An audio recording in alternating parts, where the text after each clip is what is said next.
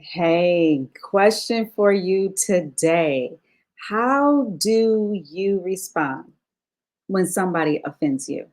And not just anybody, but a loved one, a friend, someone that you hold near and dear to your heart.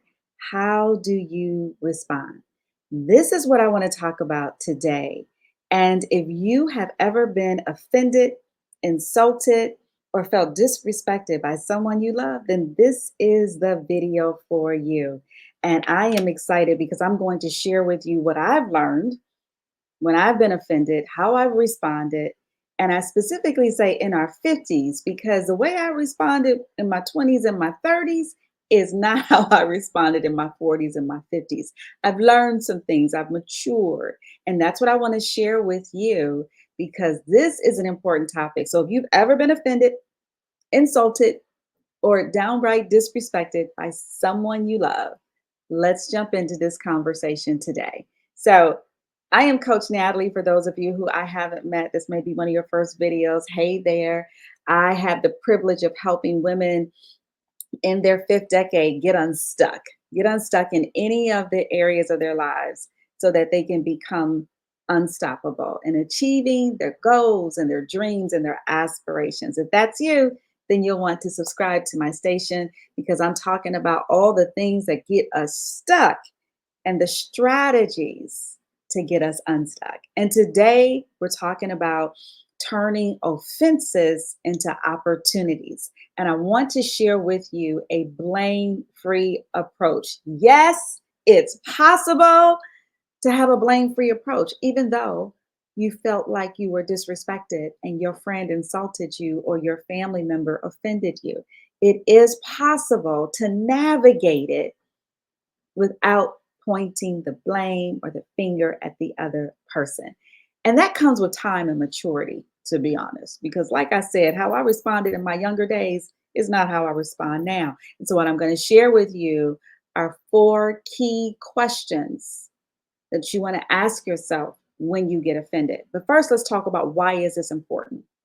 One, we get stuck in our feelings. We do. We are emotional creatures. And if you're anything like me, I'm very sensitive. I am. I'm just going to admit it. I wear my feelings on my sleeve. If that's you, put it in the chat and say you can totally relate. And if you hurt me, I usually will show it on my face. Let's say I can't play poker because I show my emotions. I'm an emotional creature. And sometimes if I get hurt, I get stuck in my feelings and I can't move beyond. Can you relate? Are you the same way or similar? That somebody says something that offends you or insults you, and you are like, ah, what did they just say that? Did she just do that? Like, did she mean to hurt me? Right? We start having this conversation and now we build up a wall.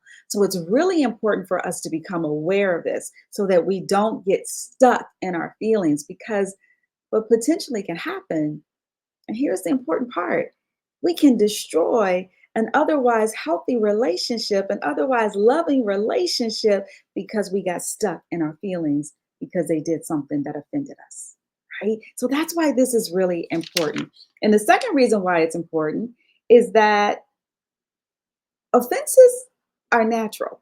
You got to understand that. They are a part of life. Wherever there are people, you're going to be offended. Wherever there are people, your feelings going to get hurt.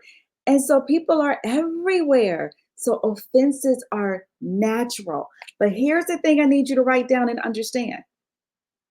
While offenses are natural, being offended or getting offended is a choice. Mm, mm. It's a choice that we make. So you can say or do whatever, but then I get to choose how I respond. And if what you said hurt my feelings, I can choose to be offended or not. So we have to make better choices if we want to master our lives, get unstuck, and become unstoppable. That's why it's important for us to have this conversation. And lastly, and I mentioned this, is that we can hurt or destroy, potentially destroy loving relationships. And we could push people out of our lives because they did something that hurt us. But then years later, regret that we responded that way. So let's be free of the regret and let's be free of being stuck in our feelings and learn how to navigate and move beyond. So, what are the four questions that we're going to ask ourselves whenever we get offended? Here is question number one.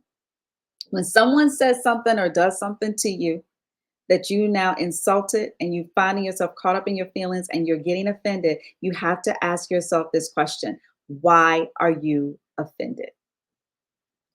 What's going on that what they said or did offended you? And this question prompts you to look inward and reflect on why you took offense rather than pointing the finger at that other person. You see, empowering questions is always the way to grow. It's always going to benefit us personally. And so we have to ask ourselves, why am I getting offended? Why did what she said just offend me? And we start to look inward and ask ourselves, what is going on? And then question number two, really important question, especially if it's a friend or a loved one or someone you hold dear to your heart. You have to ask yourself this question: did that person really mean to offend you? Like, did they really mean to insult you? Did they really mean to make fun of you in front of all your friends? More than likely, the answer is no. If we pause and really think about it, more than likely, they did not mean to do that. It was not their intent. And so, this question, ask yourself, helps you to realize that the offense was not intentional. And that allows you to start to let go of anger. That allows you to start to let go of that, insulted attitude or spirit that you are now taking on because you know that person and you know that they mean well for you, they mean good for you, and that they love you and you love them, and that they did not mean to be insulting you. And they were insensitive. Let's give them that grace and say, yep, that was an insensitive comment, and I'm gonna give you some grace on it because we really know that they did not mean to. So ask yourself that question the next time. Question number three: what is stirring up in you? Very closely related to the first question, but this is specific. Like, what is stirring up inside of you? What emotion? Is it embarrassment because they said something in front of a whole bunch of people that you felt was insensitive and now you're embarrassed? Is it anger? Like, how dare you do that? How dare you say that? Right? What emotion is bubbling up? Because again, you want to look inward because they said or did whatever they were going to do, but it's your choice to be offended. And so you've got to figure out what's inside of you, what's coming up inside of you that is causing you to be offended. What's specific? Because if you can name it, then you can tame it. So, what is that specific emotion? And that's what it is, y'all. We get stuck in our feelings, our emotions, and now we want to fight and destroy the relationship.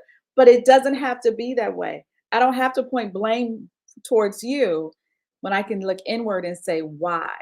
What is going on inside of me? And the last question is, what's a different perspective? Now, this question usually comes with time.